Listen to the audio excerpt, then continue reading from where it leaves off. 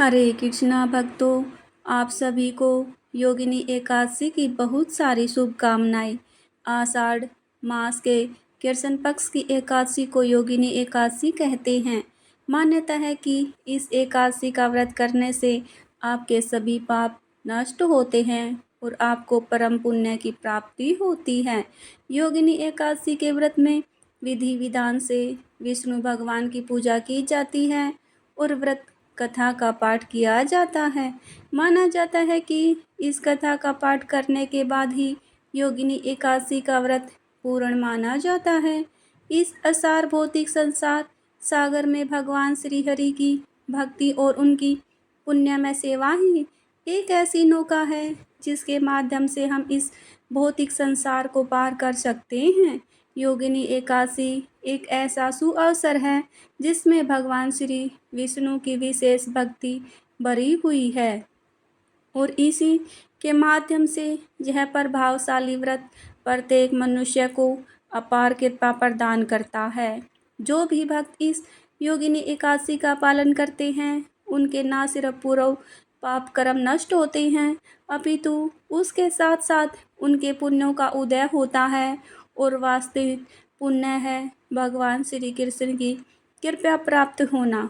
तो चलिए इस योगिनी एकादशी के अवसर पर हम उससे जुड़ी हुई पौराणिक कथा का श्रवण करते हैं। आइए आज की कथा आरंभ करते हैं।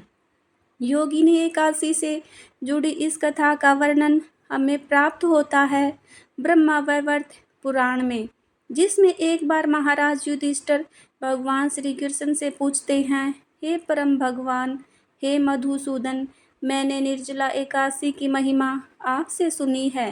अब मैं आषाढ़ मास के कृष्ण पक्ष में आने वाली उस एकादशी के विषय में सुनना चाहता हूँ, जिसका पालन करने से मनुष्य हर प्रकार के बंधन से मुक्त हो जाता है।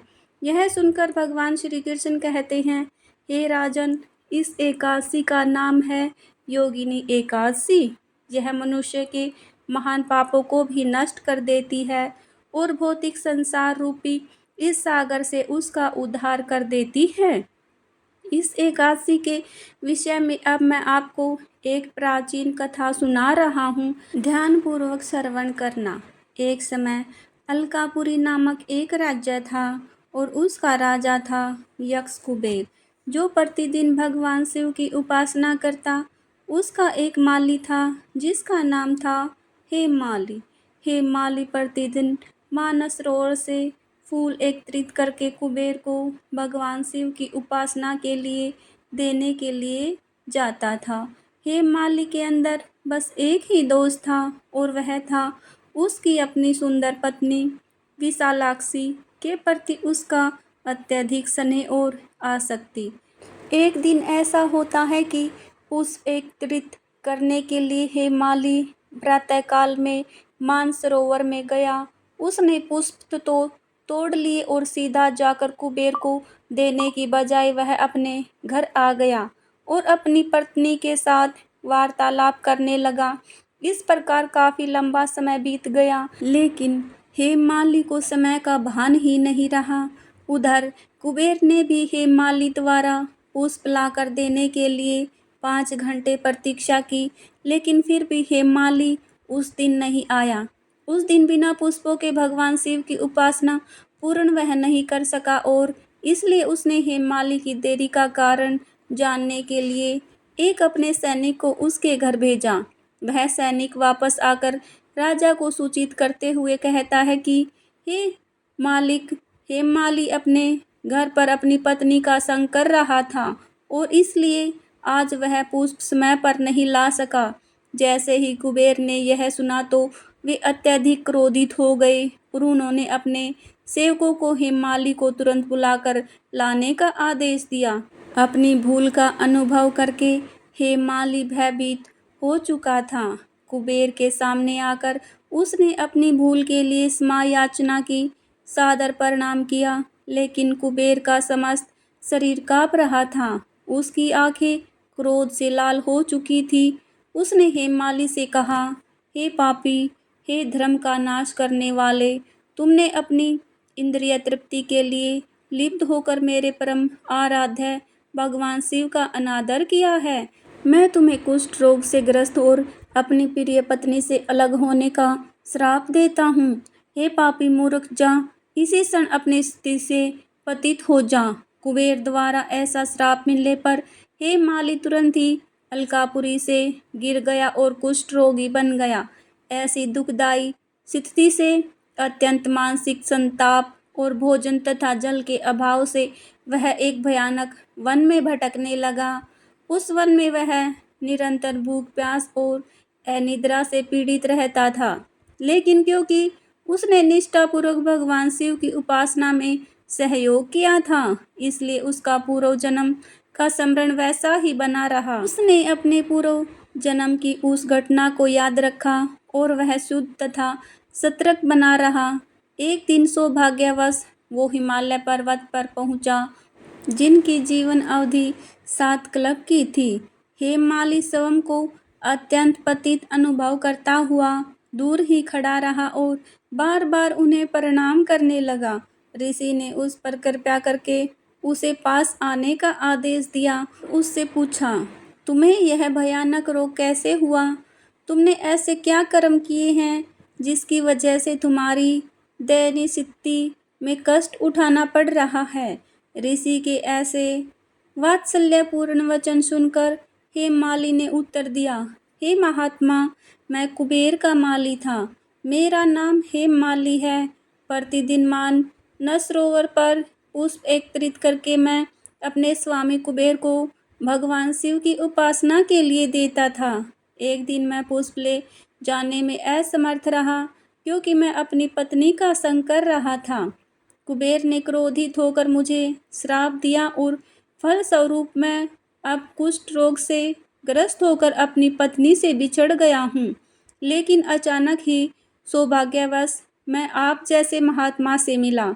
मैंने सुना है कि साधु जनों के हृदय सदैव दूसरों के दुख देखकर संतृप्त रहते हैं और वे सदैव परोपकार में लगे रहते हैं।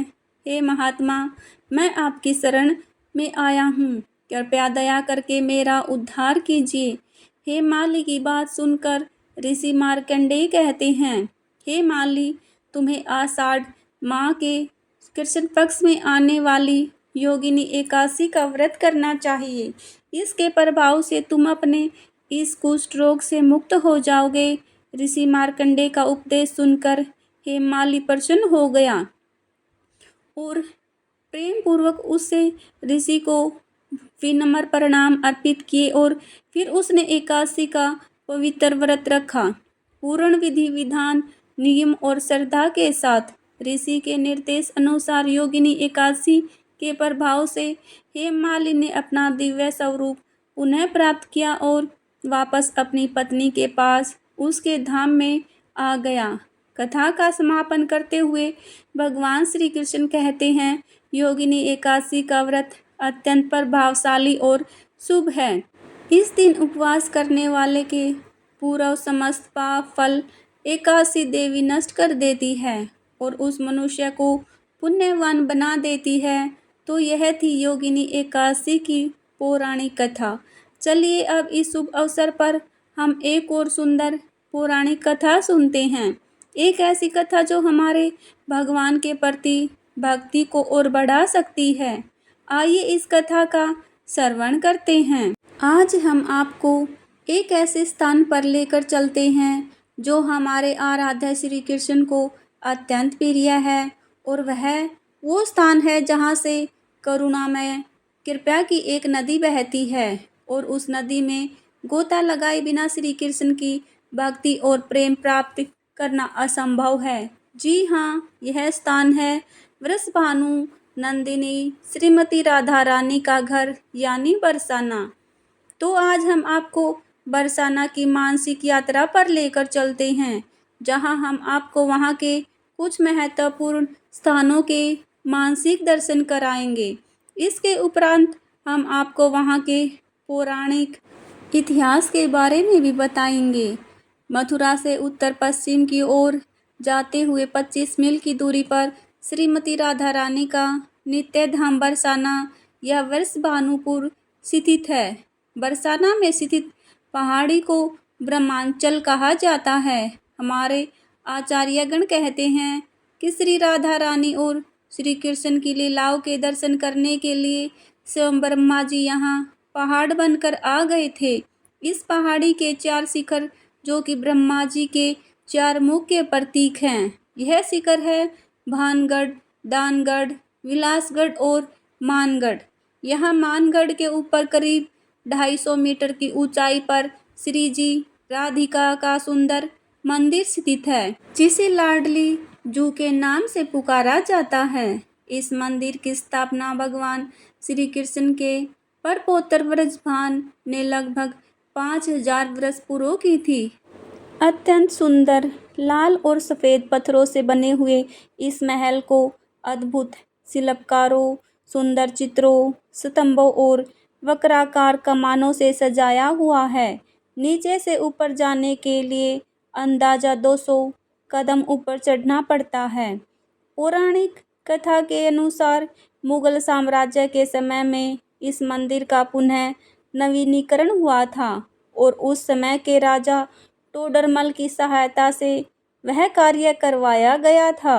नारायण भट्ट द्वारा शिखर पर बने सुंदर मंदिर के नीचे वृषभानु महाराज जी का महल है, जहां राधा रानी ने अपनी बाल लीलाएं की थी। यहाँ पर आप वृषभानु महाराज, कीर्तिदा माता, उनके पुत्र श्रीदामा और श्री राधा रानी के विग्रह के दर्शन कर सकते हैं। उसके साथ ही ब्रह्मा जी का भी एक मंदिर है और अन्य एक स्थान पर राधा रानी और अष्ट सखियों का भी सुंदर मंदिर बना हुआ है। इस मंदिर के शिखर से आप पूरे बरसाना के सुंदर दृश्य को देख सकते हैं। इस मंदिर के बिल्कुल सामने से निकलने वाले रास्ते को पार करके जब आप आगे जाते हैं तो वहाँ एक सुंदर सरोवर है, जिसका नाम है पीली पोखर। इसके पीछे का प्रसंग कुछ इस प्रकार है।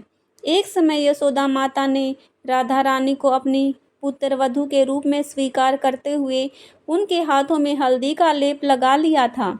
यह देखकर राधा रानी को अत्यंत लज्जा आ गई और उन्होंने इसी सरोवर में जाकर अपने हाथ धोए थे।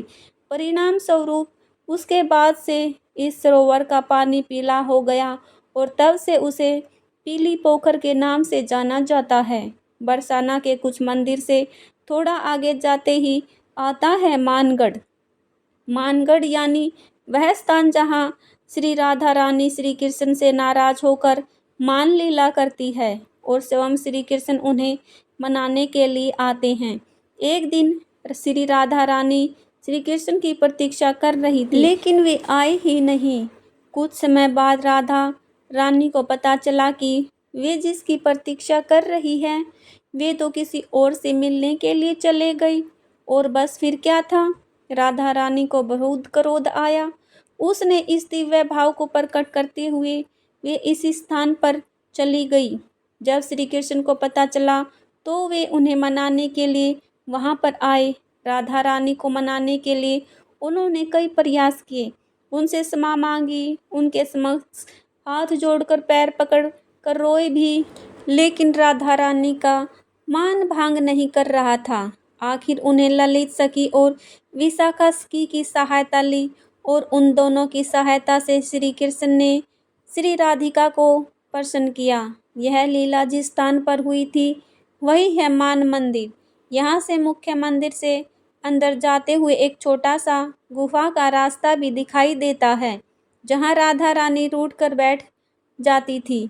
आज भी इस मंदिर के दर्शन किए बिना बरसाना की यात्रा अधूरी मानी जाती है। बरसाना में ऐसे और भी महत्वपूर्ण स्थान हैं जहाँ श्री कृष्ण और राधा रानी की अनेक लीलाओं का वर्णन मिलता है, जैसे कि दान बिहारी मंदिर, मोर कुटीर, राधा कुशल बिहारी मंदिर आदि। दान मंदिर विषय में कहा जाता है कि एक समय भगवान श्री कृष्ण एक भक्त को अपनी पुत्री का विवाह करने के लिए धन की आवश्यकता पड़ी थी। उस समय भगवान ने राधा रानी को तुला में रखकर उनके जितना धन अपने उस भक्त को सौंप दिया था और तभी से इस स्थान को दान बिहारी मंदिर के नाम से जाना जाता है। मोर कुटीर एक पहाड़ी पर स्थित है, एक अत्यंत सुंदर कुटिया जहाँ राधा रानी और कृष्ण के साथ नृत्य करने के लिए मोर आया करते थे। एक और मान्यता के अनुसार यह वही स्थान है जहाँ भगवान श्री कृष्ण ने मोर की तरह नृत्य किया था। राधा रानी को प्रसन्न करने के लिए एक और स्थान है जिसे राधा कुशल बिहारी मंदिर कहते हैं। यह मंदिर राजस्थान के किलों और महलों जैसा लगता है। यह वह स्थान है जहाँ श्री राधा रानी अपनी सखियों के साथ विश्राम करने के लिए आया करती थी। इस मंदिर के आसपास सुंदर पेड़ पौधे और फूलों के बगीचे हैं और यह अत्यंत रमणीय स्थान है। ऐसे ही अनेक सुंदर मंदिरों और लीला स्थलियों से सजा हुआ है ब्रजधाम। आपको इस ब्रजधाम की संक्षिप्त मानसिक यात्रा कैसी लगी, यह हमें नीचे कमेंट बॉक्स में जरूर बताएं। आप सभी भक्तों का योगिनी एकादशी व्रत सफल हो।